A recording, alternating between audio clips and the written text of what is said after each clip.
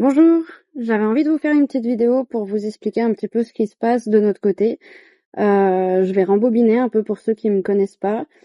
Donc on fait l'instruction en famille avec nos enfants depuis 2018, depuis que notre fille est née à 3 ans. Donc l'instruction en famille, certains appellent ça l'école à la maison. J'aime pas trop ce terme-là parce qu'il n'est pas vraiment question d'école et on le fait pas uniquement à la maison. Donc voilà, c'est l'instruction en famille. Et je ne sais pas si vous êtes au courant, mais il y a une loi qui est passée visant l'instruction en famille et son accès. Depuis 2 ans, on doit faire une demande d'autorisation pour pouvoir poursuivre en fait ce mode d'instruction. On n'a eu aucun souci jusque-là. On a fait les demandes d'autorisation en 2022 et puis en 2023, donc ça fait déjà 2 ans. On a eu les autorisations sans problème. Et puis cette année, on a eu un refus pour nos 3 enfants. Voilà, donc on a fait un recours auprès de l'académie pour essayer d'avoir la possibilité de continuer ce mode d'instruction. Ça a été refusé à nouveau. On a refait des demandes avant la fin des délais. Et oui, parce qu'en plus, il y a un délai pour faire la demande. C'est entre le 1er mars et le 31 mai pour l'année suivante. Voilà, donc on a refait des demandes pour essayer d'obtenir gain de cause, pardon, en modifiant certaines choses, puisqu'on ne sait pas ce qui n'allait pas finalement. Et puis on a changé de motif également pour un de nos enfants en faisant un motif santé, avec un certificat médical à l'appui. Ça a été à nouveau refusé. Enfin, même pire que ça, en fait, ça n'a pas été pris en compte. Même la demande avec un changement de motif. Du coup, on a décidé de saisir le tribunal administratif. Et là, miracle, la demande au motif santé pour notre fils a été prise en compte. On a eu un vrai refus. Voilà. Au tribunal, ça s'est plutôt bien passé. Enfin, on y est allé sans avocat. Je nous ai défendu moi-même et quelques familles étaient présentes d'ailleurs. Je suis plutôt satisfaite de ce que j'ai fait compte tenu de la situation. Les arguments que j'avais étaient pertinents et ils n'ont pas été entendus malheureusement. Même pire que ça, le jugement qu'on a reçu à la suite de l'audience en référé, donc c'était pour suspendre la décision en attendant le jugement de fond.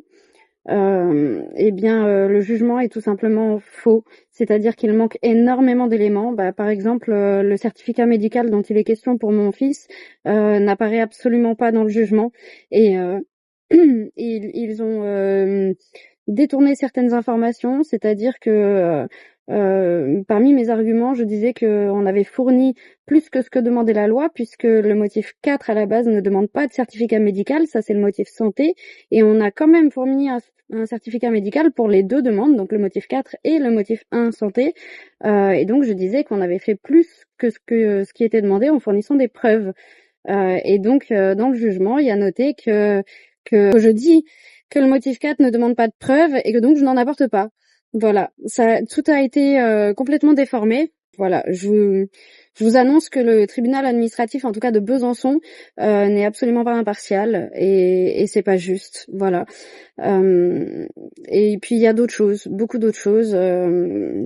Par exemple, il y a eu un détournement de procédure et de pouvoir avec l'école de notre village, de notre commune. Je me suis donc rendue auprès de l'école d'ici pour voir quelles adaptations étaient possibles pour mes enfants, puisqu'il est question d'adaptation. Et la directrice et puis l'enseignante m'ont assuré qu'elle pourrait pas faire mieux que moi, étant donné que je suis un adulte pour 3 enfants.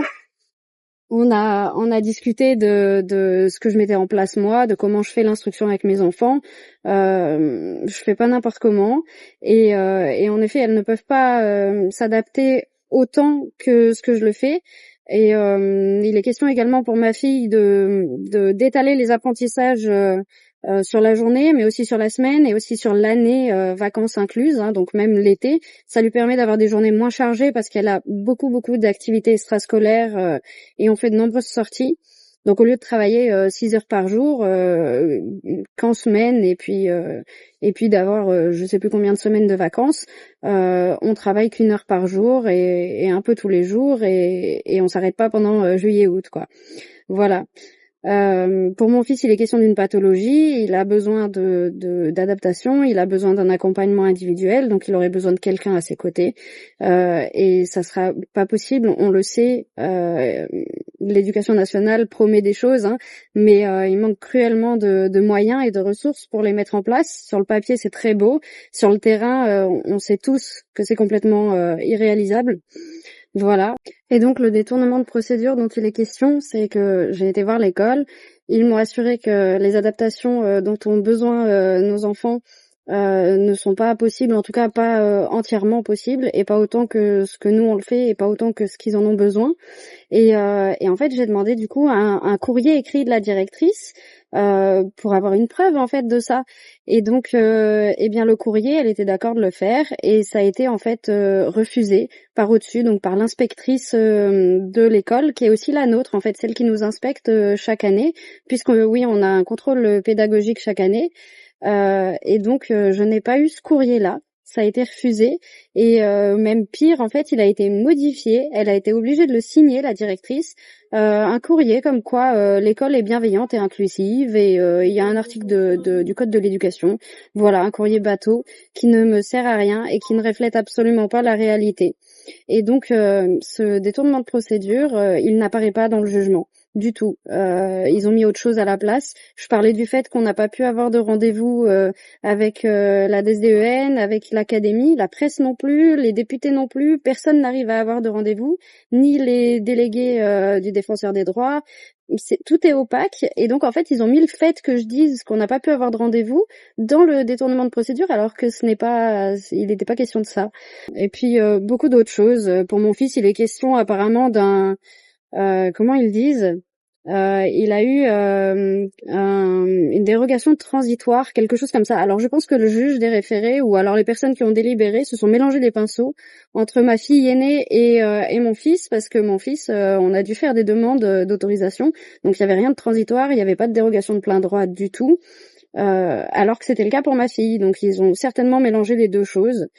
Et puis je vous avoue que pendant l'audience, franchement, les représentants du rectorat de Besançon n'avaient pas d'arguments. C'est-à-dire que donc ils nous ont envoyé le mémoire en défense la veille de l'audience. Moi, j'ai préparé tout un plaidoyer avec des arguments, j'y répondais, etc.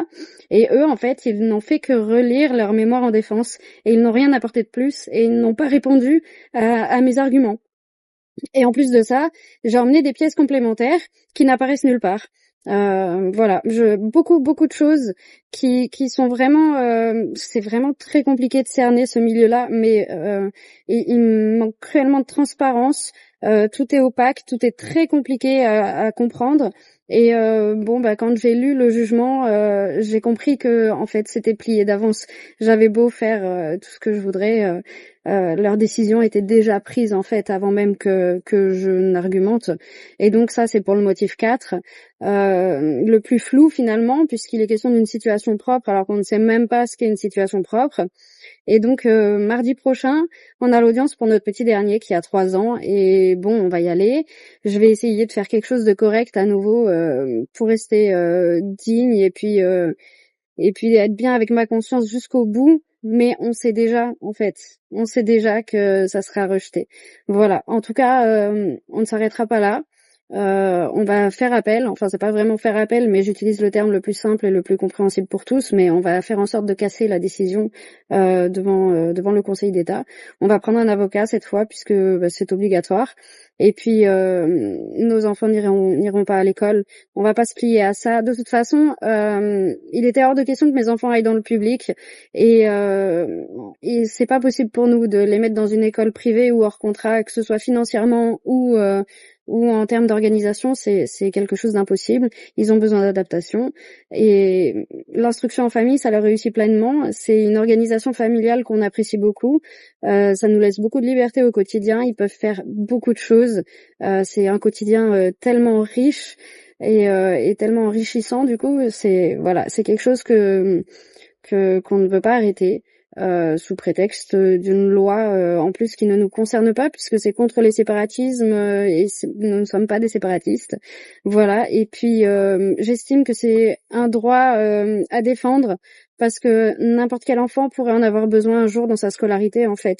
Un enfant qui subirait du harcèlement, un enfant en décrochage scolaire, un enfant au contraire en avance, un enfant qui tomberait malade soudainement, une envie de voyage en France ou ailleurs, peu importe. Peu importe la raison, même simplement avoir envie d'essayer, ou alors une nouvelle pandémie.